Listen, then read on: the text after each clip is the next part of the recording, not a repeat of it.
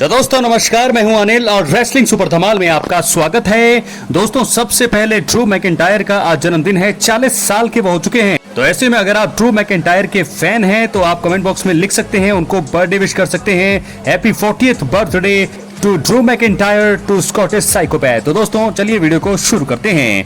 दोस्तों आपको सबसे पहले बता दें कि WWE से हाल ही में R-Truth का सफर खत्म हो चुका है। उन्होंने सोशल मीडिया पर आकर इस बारे में जानकारी दी। R-Truth WWE के सबसे मनोरंजक सुपरस्टार थे और इसी वजह से उनका अचानक कंपनी के साथ सफर खत्म होना एकदम हैरान करने वाला था। अब उनके सबसे अच्छे दोस्तों में से एक द मिज ने एक बड़ा बयान दिया है। आपको बता दें कि उन्होंने क्या कहा। फॉक्स न्यूज से बात करते हुए द मिज ने R-Truth के WWE से सफर खत्म होने को लेकर बात की। उन्होंने बताया कि वो R-Truth के फॉर्मर टैग टीम पार्टनर हैं और उनका कंपनी से जाना साफ तौर पर बेहद निराशाजनक चीज है। इसी बीच मिज ने कहा कि R-Truth में काफी टैलेंट है और वो दोबारा सफलता प्राप्त करेंगे। उन्होंने कहा, मैं R-Truth के साथ एक टैग टीम में था, इसी वजह से ऐसा कुछ होना साफ तौर पर निराश कर देता है। हालांकि मुझे ऐसा लगता है कि R-Truth दोबारा अपने पैरों पर खड़े हो सकते हैं। वो बहुत ज्यादा टैलेंटेड सुपरस्टार हैं। दोस्तों आपको बता दें कि WWE से जाने से पहले R-Truth का आखिरी मुकाबला जॉन सीना के खिलाफ आया था। सैटरडे नाइट्स मेन इवेंट में R-Truth और जॉन सीना के बीच अनडिस्प्यूटेड WWE चैंपियनशिप के लिए एक मुकाबला था। ट्रुथ ने जॉन सीना को सही राह पर लाने के बारे में बात की। इसी वजह से उन्होंने जॉन सीना के थीम सॉन्ग पर एंट्री करी और उनकी तरह ही पोशाक पहनी। इसी बीच फॉर्मर 24x7 चैंपियन यानी कि R-Truth ने उनकी तरह बर्ताव किया और उनकी मूव्स का ही इस्तेमाल किया। जॉन सीना अभी टॉप हील है और वो पहले भी चीटिंग कर चुके हैं। कुछ ऐसा ही R-Truth के खिलाफ मैच में भी उन्होंने किया। जॉन सीना ने चैंपियनशिप उठाई लेकिन रेफरी को इसे दे दिया। रेफरी का ध्यान जब इसे बाहर रखने पर था उस समय दिग्गज यानी कि जॉन सीना ने R-Truth को लो ब्लो दिया और फिर एटीट्यूड एडजस्टमेंट लगाकर पिन करते हुए मुकाबला जीत लिया।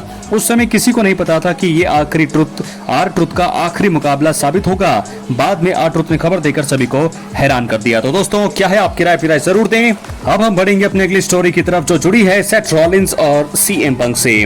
दोस्तों WWE में सेथ रॉलिंस और CM पंक के बीच अनबन के बारे में फैंस को अच्छे से पता है।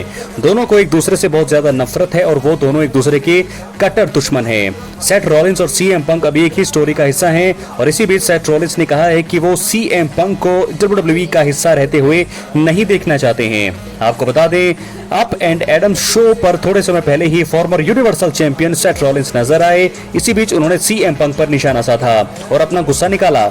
उन्होंने बताया कि वो CM पंक को पसंद नहीं करते हैं और वो खराब व्यक्ति हैं। उन्होंने ये भी कहा कि CM पंक को उनसे दूर रहना चाहिए। उन्होंने पंक के WWE से जाने की इच्छा भी जाहिर कर दी। आपको बता दें कि उन्होंने कहा, हम जो चीजें करते हैं उसके लिए CM पंक अच्छे व्यक्ति नहीं हैं, वो खराब इंसान हैं। मैं उन्हें रेसलमेनिया के मेन इवेंट में हरा चुका हूं। मैं उन्हें इस money in the bank contract के आसपास भी नहीं चाहता हूं। मैं काफी समय से CM पंक से निपट रहा हूं। इस व्यक्ति को मेरे करीब होना नहीं चाहिए। मैं उन्हें जाते हुए देखना चाहता हूं। मैं उन्हें यहाँ यानी कि WWE से बाहर होते हुए देखना जो है पसंद करूंगा। तो दोस्तों ऐसे में क्या है आपकी राय जरूर दे। CM पंक और सेथ रॉलिंस के बीच दुश्मनी फैंस को हमेशा ही पसंद आई है। रॉलिंस और उनके फैक्शन के कारण ही CM पंक क्वालिफाइंग मुकाबला नहीं जीत पाए और उन्हें मनी इन द बैंक का हिस्सा बनने का मौका नहीं मिलेगा। हालांकि सेथ रॉलिंस इस बड़े मुकाबले का हिस्सा हैं और वो लैडर मुकाबला जीतकर कॉन्ट्रैक्ट हासिल करना चाहेंगे। CM पंक इस मुकाबले में दखल दे सकते हैं और सेथ रॉलिंस पर हमला करते हुए उनकी हार का कारण बन सकते हैं। ऐसा करके CM पंक अपना बदला पूरा कर सकते हैं और उनके बीच स्टोरी आगे बढ़ पाएगी। समरस्लैम 2025 काफी करीब है और इस बड़े शो के लिए मुझे लगता है उनके बीच किसी तरह का मैच बुक किया जा सकता है। तो सेथ रॉलिंस वर्सेस CM पंक, क्या हमें एक मुकाबला देखने को मिलने वाला है समरस्लैम 2025 में? इनका क्या है आपकी राय? कमेंट बॉक्स में जरूर दें। चैनल पर नए हैं सब्सक्राइब करने के बाद ऑल पर क्लिक जरूर करें। तो दोस्तों अब हम बढ़ेंगे अपनी अगली स्टोरी की तरफ जो जुड़ी है हमारे original tribal chief Roman Reigns से। दोस्तों आपको बता दें इस समय रोमन रेंस ब्रेक पर हैं और मनी इन द बैंक 2025 में उनकी वापसी की संभावना बताई जा रही है। लेकिन बड़ी खबर यह है इस वीडियो में कि रोमन रेंस जो है इस समय WWE से कॉन्ट्रैक्ट को लेकर थोड़ा सस्पेंस में है। कॉन्ट्रैक्ट इशू इनके बीच चल रहा है। आपको बता दें कि $15 मिलियन यानी कि पर ईयर रोमन रेंस जो है इतनी कमाई करते हैं WWE से सालाना $15 मिलियन।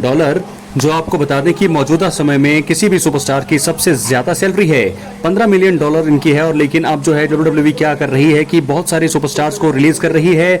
क्या WWE जो कंपनी है कुछ घाटे में है? क्योंकि मुझे तो लगता है इतना सारा पैसा ये लोग कमाते हैं तो उसके बाद भी बहुत सारे बड़े बड़े सुपरस्टार्स को ये हाल ही में रिलीज कर रहे हैं। और ऐसे में आपको मैंने बताया था कि आर ट्रुथ को बाहर करने का कारण उनकी सैलरी में कटौती की गई, जिसके चलते वो बाहर हो रहे हैं। और ऐसे में अब खबर ये आ रही है कि रोमन रेंस जो है उनकी भी सैलरी में कटौती करने वाली है WWE। The Miz, AJ Styles, बहुत सारे नाम ऐसे हैं जो मुझे लगता है कि रिलीज होने वाले हैं। कैरिन क्रॉस का नाम भी इसमें है और बड़े बड़े सुपरस्टार्स रिलीज किए जा चुके हैं। तो ऐसे में जब रोमन रेंस जैसे बड़े सुपरस्टार्स की सैलरी में कटौती कर रही है WWE, तो ऐसे में क्या कंपनी जो है घाटे में है।